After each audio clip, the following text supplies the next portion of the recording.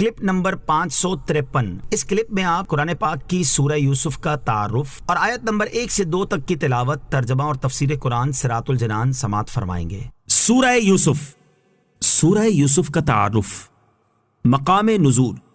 سورہ یوسف مکہ مکرمہ میں نازل ہوئی، اور اس سورت کا شان نزول یہ ہے کہ یہودیوں کے علماء نے عرب کے سرداروں سے کہا تھا کہ محمد مصطفیٰ صلی اللہ تعالی علیہ وآلہ وسلم سے دریافت کرو کہ حضرت یعقوب علیہ السلام کی اولاد ملک شام سے مصر میں کس طرح پہنچی اور ان کے وہاں جا کر آباد ہونے کا کیا سبب ہوا، اور حضرت یوسف علیہ السلام کا واقعہ کیا ہے۔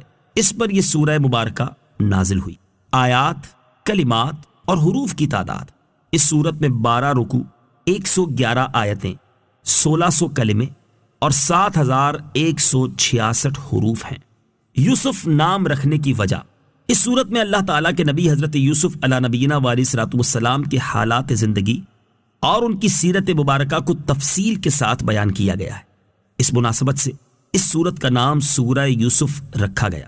سورہ یوسف کے بارے میں احادیث: حضرت عبداللہ ابن عباس رضی اللہ تعالی عنہما فرماتے ہیں، ایک دن یہودیوں کے علماء میں سے ایک عالم جو کہ تورات کا قاری تھا، حضور پرنور صلی اللہ تعالی علیہ وسلم کی بارگاہ میں حاضر ہوا۔ اس وقت نبی کریم علیہ السلام سورہ یوسف کی تلاوت فرما رہے تھے۔ اس عالم نے سورہ یوسف سن کر عرض کی، اے محمد صلی اللہ تعالی علیہ وسلم، آپ کو یہ سورت کس نے سکھائی ہے؟ ارشاد فرمایا، اللہ تعالیٰ نے مجھے یہ سورت سکھائی ہے۔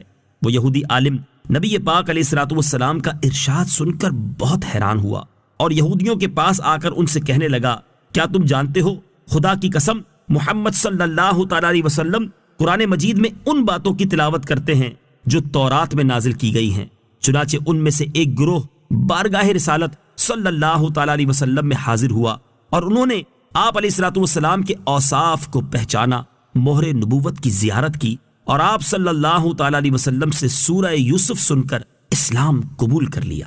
سورہ یوسف کے مضامین: اس سورت کا مرکزی مضمون یہ ہے کہ اس میں نبی کریم علیہ السلام کی نبوت کی دلیل کے طور پر حضرت یوسف علیہ السلام کے حالات زندگی تفصیل کے ساتھ بیان کیے گئے ہیں۔ اس کے علاوہ اس سورت میں یہ مضامین بیان ہوئے ہیں: نمبر 1، قرآن مجید کا بہترین قصہ بیان کیا گیا۔ نمبر 2، حضرت یوسف علیہ السلام کے واقعے میں یہودیوں کے لیے نبی کریم علیہ السلام کی نبوت کی نشانیاں ہیں۔ نمبر 3، تاجدار رسالت صلی اللہ تعالی علیہ وآلہ وسلم سے پہلے جتنے انبیاء کرام علیہ السلام دنیا میں تشریف لائے سب مرد ہی تھے، کسی عورت کو نبوت نہیں ملی۔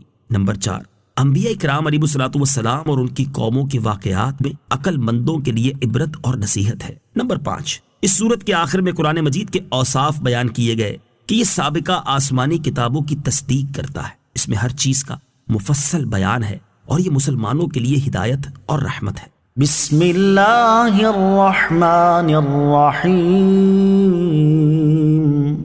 اللہ کے نام سے شروع جو نہایت مہربان رحمت والا ہے۔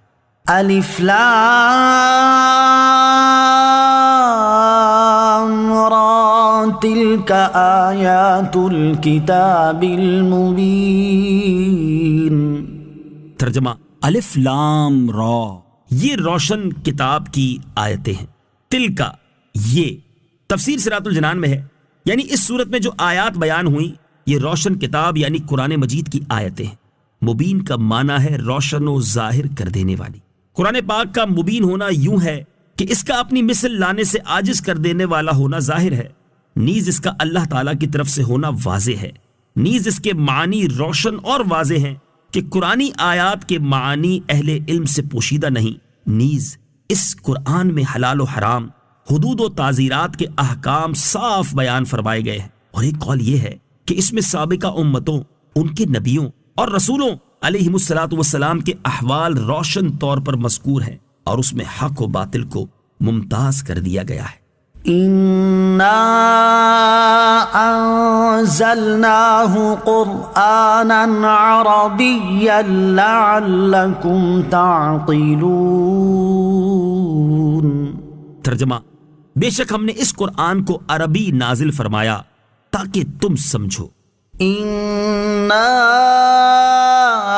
أَنزَلْنَاهُ قُرْآنًا عَرَبِيًّا، بے شک ہم نے اس قرآن کو عربی نازل فرمایا تفسیر صراط الجنان میں ہے، اس آیت کا معنی یہ ہے کہ اللہ تعالیٰ نے قرآن کریم کو عربی زبان میں نازل فرمایا، کیونکہ عربی زبان سب زبانوں سے زیادہ فصیح ہے، اور جنت میں جنتیوں کی زبان بھی عربی ہوگی، اور اسے عربی میں نازل کرنے کی ایک حکمت یہ ہے کہ تم اس کے معنی سمجھ کر ان میں غور و فکر کرو، اور یہ بھی جان لو کہ قرآن اللہ تعالیٰ کا کلام ہے۔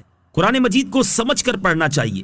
اس آیت سے معلوم ہوا کہ قرآن مجید کا مسلمانوں پر ایک حق یہ بھی ہے کہ وہ اسے سمجھیں اور اس میں غور و فکر کریں، اور اسے سمجھنے کے لیے عربی زبان پر عبور ہونا ضروری ہے، کیونکہ یہ کلام عربی زبان میں نازل ہوا ہے۔